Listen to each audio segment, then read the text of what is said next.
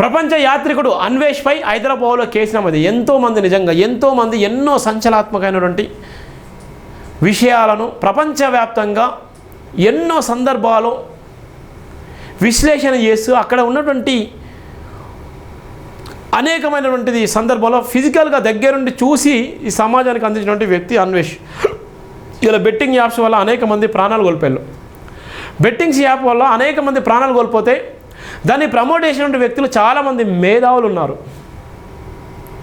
వాళ్ళందరూ చాలామంది మేధావులు ఉన్నారు. వాళ్ళందరూ కూడా కోట్ల రూపాయలు దండుకొని అనేకమైనటువంటి ప్రాణాలు గాలిలో కలిసిపోయిన వీళ్ళందరికీ ఈ అస్తం ఉందని నేను చెప్పినటువంటి వ్యక్తి ప్రపంచ యాత్రికుడు అన్వేష్.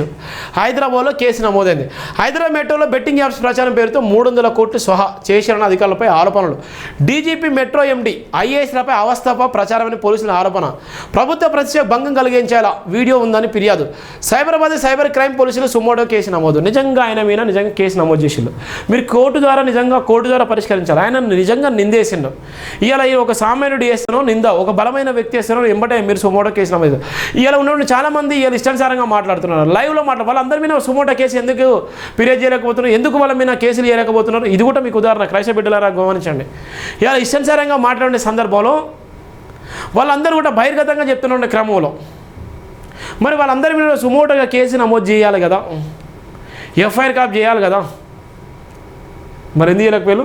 ఒక ప్రపంచ యాత్రికుడి మీద కేసు నమోదైంది. 300 కోట్లు తిన్నారంటే ఇలా ఉన్నటువంటి కోట్ల రూపాయలు దండుకొని వేల కోట్ల రూపాయలు మోసాలు వేసినటువంటి వ్యక్తుల మీద మరి సుమోటో కేసులు లక్షలాది కేసులు కావాలి కదా, జైలు సరిపోవు కదా.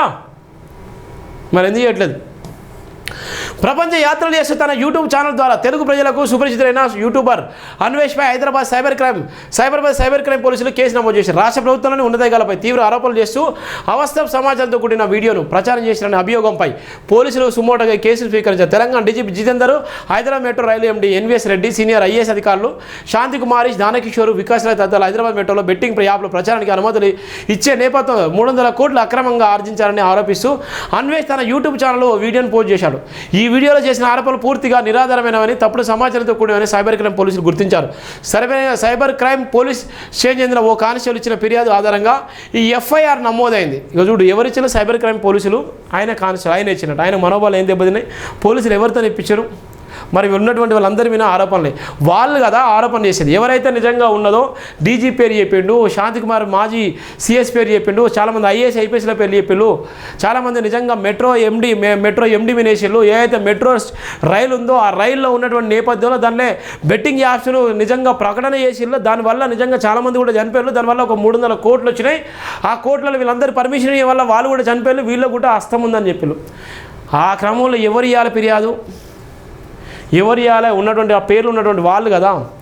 సైబర్ క్రైమ్ పోలీస్ కానిస్టేబుల్ ఆయన ఫిర్యాదు చేస్తే కేసు నమోదవుతుందా? ఎవడో ఇస్తే కేసు నమోదవుతుంది. అట్లా అనుకుంటే ఇలా ఉన్నటువంటి దళితులు మొత్తం లక్షలాది మంది కేసులు పెడతారు. మరి అందరి మీద కేసులు అవుతాయా?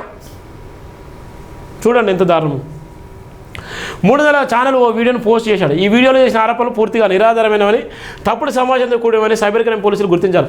సైబర్ క్రైమ్ పోలీసు స్టేషన్ చెందిన ఓ కానిస్టేబుల్ ఇచ్చిన ఫిర్యాదు ఆధారంగా ఎఫ్ఐఆర్ నమోదైన సదరు వీడియో ప్రజల గందరగోళం సృష్టించే ఉద్దేశంతో ఉందని ప్రభుత్వ అధికారులు చట్టబద్ధమైన సంస్థలు ప్రతిష్టను దెబ్బతీసేలా, వారి పరువులకు భంగం కలిగించేలా ఉందని ఫిర్యాదులో పేర్కొన్నారు. అధికారులు విశ్వసనీయతను ప్రశ్నించేలా ప్రభుత్వంపై ప్రజల వ్యతిరేకత, ద్వేష భావాలను రెచ్చగొట్టేలా వీడియో ఉందని పోలీసులు అభిప్రాయపడ్డారు. తప్పుడు సమాచారం వ్యక్తి చేసిన కంటెంట్ క్రియేటర్ అన్వేష్పై చట్టపరమైన చర్యలు తీసుకోవాలని ఫిర్యాదులో కోరి అన్వేష్ ప్రపంచంలో పలు దేశాలు పర్యటిస్తూ అక్కడి సంస్కృతి సంబరాలను, జీవన విధానం వంటి విశేషాలు తన వీడియోల ద్వారా వివరిస్తూ యూట్యూబ్లో గణనీయమైన ఆదరణ ఉన్నటువంటి వ్యక్తి. ఆయనకు నిజంగా అండగా నిలబడాలి. తప్పును తప్పని చెప్పాలి, ఒప్పును ఒప్పని చెప్పాలి. తప్పైతే నిజంగా శిక్షించాలి. నిజమైతే నిజంగా చట్టపరమైనటువంటి పరిస్థితులు ఎదుర్కోవాలనే నేపథ్యం కూడా ఉంది. ఆయనకు ఎప్పుడు కూడా అండగా ఉండాలని జేబీఎన్ టీవీ కూడా కోరుకుంటుంది.